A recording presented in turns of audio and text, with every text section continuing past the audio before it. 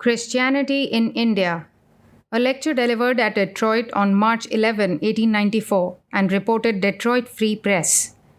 Vivekananda spoke to a crowded audience at the Detroit Opera House last night. He was given an extremely cordial reception and delivered his most eloquent address here. He spoke for 2 hours and a half. Honorable T.W. Palmer, in introducing the distinguished visitor, referred to the old tale of the shield that was copper on one side and silver on the other, and the contest which ensued. If we look on both sides of a question, there would be less dispute. It is possible for all men to agree. The matter of foreign missions has been dear to the religious heart. Vivekananda, from the Christian standpoint, said Mr. Palmer, was a pagan. It would be pleasant to hear from a gentleman who spoke about the copper side of the shield. Vivekananda was received with great applause. I do not know much about missionaries in Japan and China, but I am well posted about India. The people of this country look upon India as a vast waste, with many jungles and a few civilized Englishmen. India is half as large as the United States, and there are 300 million people. Many stories are related, and I have become tired of denying these. The first invaders of India, the Aryans, did not try to exterminate the population of India as the Christians did when they went into a new land, but the endeavor was made to elevate persons of brutish habits. The Spaniards came to Ceylon with Christianity. The Spaniards thought that their God commanded them to kill and murder and to tear down heathen temples. The Buddhists had a tooth a foot long which belonged to their prophet, and the Spaniards threw it into the sea, killed a few thousand persons, and converted a few scores. The Portuguese came to Western India. The Hindus have a belief in the Trinity and had a temple dedicated to their sacred belief. The invaders looked at the temple and said it was a creation of the devil, and so they brought their cannon to bear upon the wonderful structure and destroyed a portion of it. But the invaders were driven out of the country by the enraged population.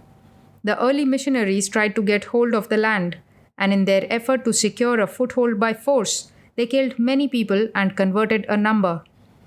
Some of them became Christians to save their lives. 99% of Christians converted by the Portuguese sword were compelled to be so, and they said, "We do not believe in Christianity, but we are forced to call ourselves Christians." But Catholic Christianity soon relapsed. The East India Company got possession of a part of India with the idea of making hay while the sun shone. They kept the missionaries away. The Hindus were the first to welcome the missionaries, not the Englishmen, who were engaged in trade. I have great admiration for some of the first missionaries of the later period, who were true servants of Jesus and did not vilify the people or spread vile falsehoods about them. They were gentle, kindly men. When Englishmen became masters of India, the missionary enterprise began to become stagnant, a condition which characterizes the missionary efforts in India today. Dr. Long, an early missionary, stood by the people. He translated a Hindu drama describing the evils perpetuated in India by indigo planters. And what was the result? He was placed in jail by the English. Such missionaries were of benefit to the country, but they have passed away. The Suez Canal opened up a number of evils. Now goes the missionary, a married man, who is hampered because he is married. The missionary knows nothing about the people, he cannot speak the language, so he invariably settles in the little white colony. He is forced to do this because he is married. Were he not married, he could go among the people and sleep on the ground if necessary. So he goes to India to seek company for his wife and children. He stays among the English-speaking people. The great heart of India is today absolutely untouched by missionary effort. Most of the missionaries are incompetent. I have not met a single missionary who understands Sanskrit. How can a man absolutely ignorant of the people and their traditions get into sympathy with them? I do not mean any offense, but Christians send men as missionaries who are not persons of ability. It is sad to see money spent to make converts when no real results of a satisfactory nature are reached. Those who are converted are the few who make a sort of living by hanging round the missionaries. The converts who are not kept in service in India cease to be converts. That is about the entire matter in a nutshell. As to the way of converting, it is absolutely absurd. The money the missionaries bring is accepted. The colleges founded by missionaries are all right, so far as the education is concerned. But with religion, it is different. The Hindu is acute. He takes the bait but avoids the hook. It is wonderful how tolerant the people are. A missionary once said, "That is the worst of the whole business. People who are self complacent can never be converted." As regards the lady missionaries, they go into certain houses, get 4 shillings a month, teach them something of the Bible, and show them how to knit. The girls of India will never be converted. Atheism and skepticism at home is what is pushing the missionary into other lands. When I came into this country, I was surprised to meet so many liberal men and women. But after the Parliament of Religions, a great Presbyterian paper came out and gave me the benefit of a seething article. This the editor called enthusiasm. The missionaries do not and cannot throw off nationality. They are not broad enough. And so they accomplish nothing in the way of converting, although they may have a nice sociable time among themselves. India requires help from Christ, but not from the Antichrist. These men are not Christ-like. They do not act like Christ. They are married and come over and settle down comfortably and make a fair livelihood. Christ and his disciples would accomplish much good in India, just as many of the Hindu saints do, but these men are not of that sacred character. The Hindus would welcome the Christ of the Christians gladly, because his life was holy and beautiful, but they cannot and will not receive the narrow utterances of the ignorant, hypocritical, or self-deceiving men. Men are different. If they were not, the mentality of the world would be degraded. If there were not different religions, no religion would survive. The Christian requires his religion. The Hindu needs his own creed. All religions have struggled against one another for years. Those which were founded on a book still stand. Why could not the Christians convert the Jews? Why could they not make the Persians Christians? Why could they not convert Mohammedans? Why cannot any impression be made upon China or Japan? Buddhism, the first missionary religion, numbers double the number of converts of any other religion, and they did not use the sword. The Mohammedans used the greatest violence. They number the least of the 3 great missionary religions. The Mohammedans have had their day. Every day you read of Christian nations acquiring land by bloodshed. What missionaries preach against this?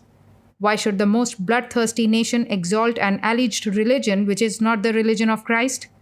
The Jews and the Arabs were the fathers of Christianity, and how they have been persecuted by the Christians. The Christians have been weighed in the balance in India and have been found wanting. I do not mean to be unkind, but I want to show the Christians how they look in others' eyes. The missionaries who preach the burning pit are regarded with horror. The Mohammedans rolled wave after wave over India, waving the sword, and today where are they? The furthest that all religions can see is the existence of a spiritual entity.